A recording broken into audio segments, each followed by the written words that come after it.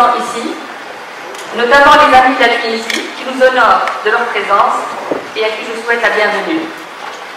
C'est aussi un plaisir pour moi de prendre part à ce forum prestigieux, tant par la qualité de ces thèmes qui seront débattus, que par la qualité de cette audience. Je voudrais m'adresser à tous les membres de l'équipe de l'Obs pour les remercier d'avoir dédié ces journées à la Tunisie. La tenue de votre forum pour la première fois en Tunisie est un geste de solidarité que nous apprécions à sa juste valeur. Il est venu opportunément réaffirmer l'idée bien ancrée que l'amitié franco-tunisienne est pérenne, solide et durable. Votre forum intervient à un moment où la Tunisie vient de s'inscrire irréversiblement dans une nouvelle ère de liberté et de démocratie. Le processus a été laborieux, parfois difficile, mais nous avons réussi, après des élections libres et transparentes, à entamer la mise en place des institutions qui vont garantir les valeurs de la liberté et des droits. Mesdames et messieurs, nous avons réussi la transition politique. Le temps est à la transition économique. La relance économique est précisément une base fondamentale, tant nous sommes convaincus qu'un régime démocratique et de droit ne peut s'édifier sur les frustrations de ses populations.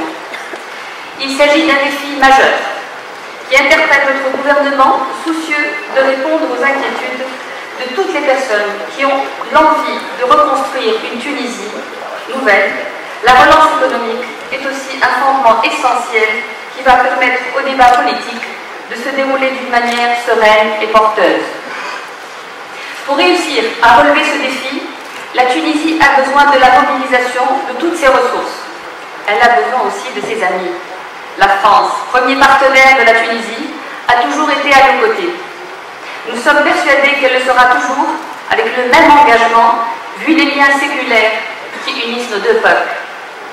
Mesdames et messieurs, le premier gouvernement de la Deuxième République a obtenu la confiance de l'Assemblée des représentants du peuple avec une majorité de 166 voix sur 217.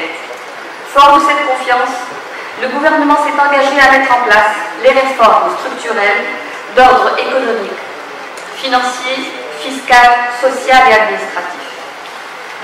Je ne peux m'empêcher de saisir à cette occasion privilégiée pour parler du secteur dont j'ai la charge, le tourisme. C'est un secteur vital pour notre économie et pour le vécu quotidien d'une partie importante des Tunisiens. Ce secteur a connu des difficultés au cours des dernières années.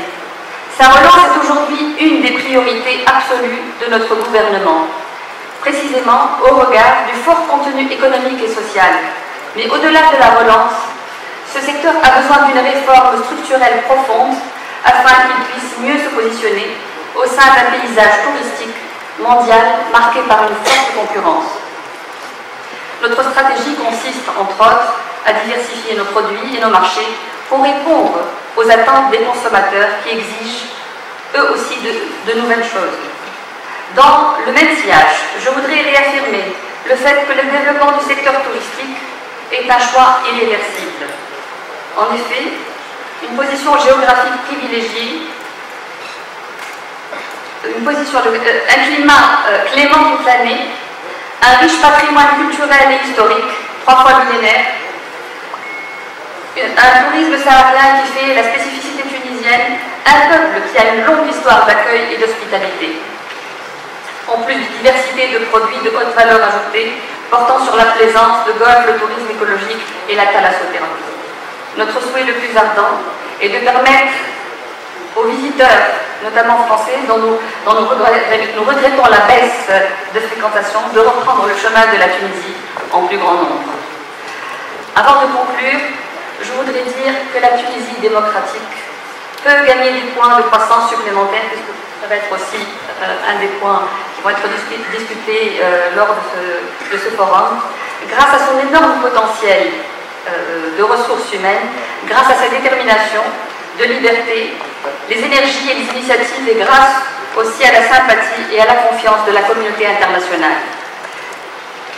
Je vous remercie encore une fois pour votre présence et je vous souhaite plein succès à ce forum.